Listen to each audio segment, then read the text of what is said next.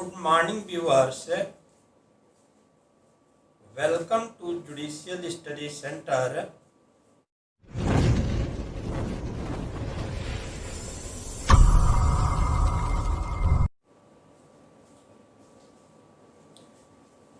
आज का टॉपिक है इंडियन एविडेंस एक्ट 1872 में एविडेंसरी वैल्यू ऑफ कन्फेशन। कन्फेशन संस्वीकृति का साक्षिक मूल्य क्या है? तो भारतीय साक्ष्य अधिनियम की धारा 24 से लेकर के और धारा 30 के अंतर्गत कन्फेशन के संबंध में प्रावधान किया गया है, लेकिन इनमें से कोई भी धारा कन्फेशन टर्म को न तो परिभाषित करती है और न ही इसके साक्षिक मूल्य पर प्रकाश डालती है। कन्फेशन की परिभाषा आपको पहले बता चुके हैं पहले के लेक्चर में कि लॉर्ड एटकिन महोदय ने पाकला नारायण स्वामी वर्सेस इम्परर की केस में कन्फेशन शब्द को परिभाषित करते हुए कहा कि जब अभियुक्त अपने अपराध को पूर्ण रूप से स्वीकार करता है कि मैंने अपराध किया है या कम से कम उन तत्वों को स्वीकार करता है जिससे अपराध का गठन होता है, तो उसको कन्फेशन कहा जाता है। तो अब ये सवाल है कि इस कन्फेशन का एविडेंसरी वैल्यू क्या है, इसका साक्षिक मूल्य क्या है? तो धारा 24 से धारा 30 एविडेंसरी वैल्यू के संबंध में पूरी तरीके से साइलेंट है, लेकिन अनेक डिफरेंट जुडिशियल डिसीजन से यह पूरी तरीके से स्पष्ट हो चुका है कि कन्फेशन एक सारवान साक्ष्य है। कन्फेशन एक सब्सटेंशियल पीस ऑफ एविडेंस है, और यदि कोर्ट में यह साबित कर दिया जाता है कि अभियुक्त ने जो कन्फेशन किया है, यदि वह कन्फेशन वॉलंटरली है, वह ट्रुथ है, वह रियलाइबल है, तो मियर कन्फेशन केवल संस्वीकृति के आधार पर अभियुक्त व्यक्ति को दंडित किया जा सकता है, और यह कोई आवश्यक नहीं है कि अदर एविडेंस से उसको कोर्पोरेशन कराया जाए। तो अनेक न्यायिक विनिश्चयों से यह पूरी तरीके से स्थापित हो चुका है कि कन्फेशन एक सारभूत साक्ष्य है, सारवान साक्ष्य है, सब्सटेंशियल पीस ऑफ एविडेंस है। केवल कोर्ट में साबित कर दिया जाए कि अभियुक्त ने जो कन्फेशन किया है वह स्वेच्छापूर्वक किया है, वह सत्य है, विश्वसनीय है, भरोसेमंद है, तो मात्र संस्कृति के आधार पर अभियुक्त व्यक्ति को दंडित किया जा सकता है, और यह कोई आवश्यक नहीं है कि अदर एविडेंस से उसका कोर्पोरेशन कराया जाए। कन्फेशन के एविडेंसरी वैल्यू के संबंध में सबसे पहली इम्पॉर्टेंट केस है संकरिया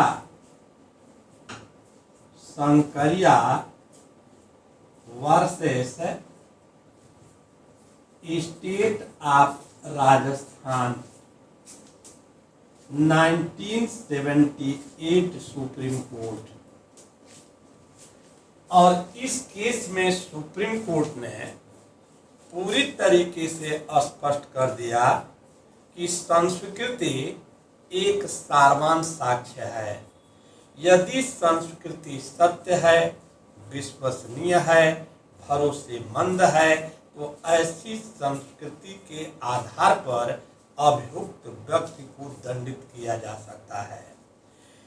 इस केस में सुप्रीम कोर्ट ने कहा कि कन्फेशन को साक्ष्य में ग्राह्य होने के लिए कन्फेशन का वॉलंटरली होना कंडीशन प्रेसिडेंट है, पूर्ववर्ती शर्त है। अर्थात जो कन्फेशन है उसका स्वैच्छिक होना बहुत आवश्यक है। दूसरी चीज इसमें आप देखेंगे कि दूसरी इस पर केस आई Sarwan Singh versus state of Punjab 1957 supreme court. इस केस में सुप्रीम कोर्ट ने कहा कि जैसे कोई भी पुलिस अधिकारी है और यदि किसी अभियुक्त व्यक्ति को गिरफ्तार करके मजिस्ट्रेट के समक्ष कन्फेशन करने के लिए प्रस्तुत करता है तो मजिस्ट्रेट को कन्फेशन को तुरंत उसको रिकॉर्ड नहीं करना चाहिए। इस केस में सुप्रीम कोर्ट ने कहा कि जहां पुलिस अधिकारी किसी अभियुक्त व्यक्ति को गिरफ्तार करके और सीधे मजिस्ट्रेट के पास ले जाता है और मजिस्ट्रेट देखता है कि अभियुक्त के चेहरे पर स्पष्ट रूप से मारपीट के निशान दिखाई दे रहे हैं, तो ऐसी स्थिति में मजिस्ट्रेट को कन्फेशन को रिकॉर्ड नहीं करना चाहिए।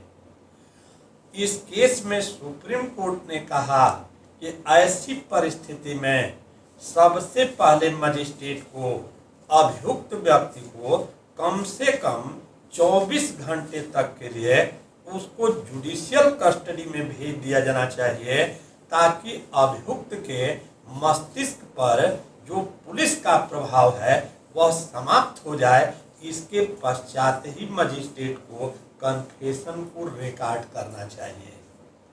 तो कोई भी पुलिस अधिकारी है और यदि किसी अभियुक्त व्यक्ति को गिरफ्तार करता है और उसको सीधे मजिस्ट्रेट के पास कन्फेशन करने के लिए लेकर के चला जाता है, तो मजिस्ट्रेट से अपेक्षा की गई है कि मजिस्ट्रेट को कन्फेशन को तुरंत उसको रिकॉर्ड नहीं करना चाहिए, बल्कि मजिस्ट्रेट से यह अपेक्षा की जाती है कि मजिस्ट्रेट को कम से कम 24 घंटे तक के लिए अभियुक्त व्यक्ति को जुडिशियल कस्टडी में भेज दिया जाना चाहिए, ताकि अभियुक्त व्यक्ति के मस्तिष्क पर से पुलिस का प्रभाव समाप्त हो जाए। इसके बाद तब मजिस्ट्रेट को कन्फेशन को रिकॉर्ड करना चाहिए।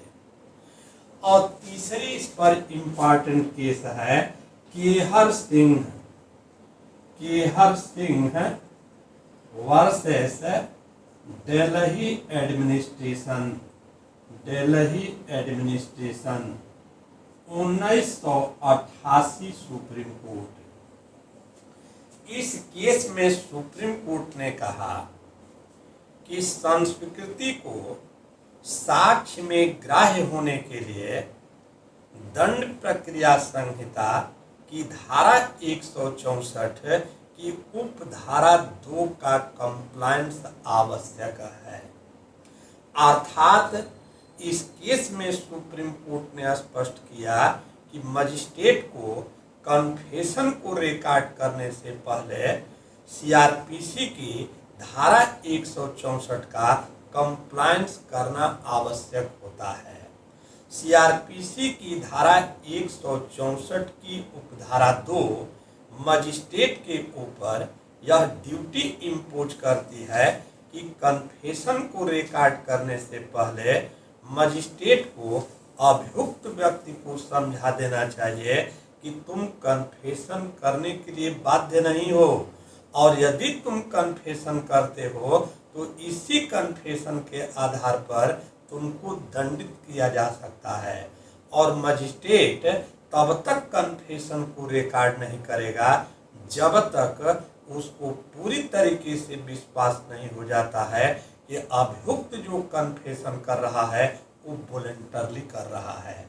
तो केहर सिंह की केस में सुप्रीम कोर्ट ने स्पष्ट कर दिया कि कन्फेशन को साक्ष्य में ग्राह्य होने के लिए सीआरपीसी की धारा 164 की उपधारा 2 का कंप्लायंस आवश्यक है।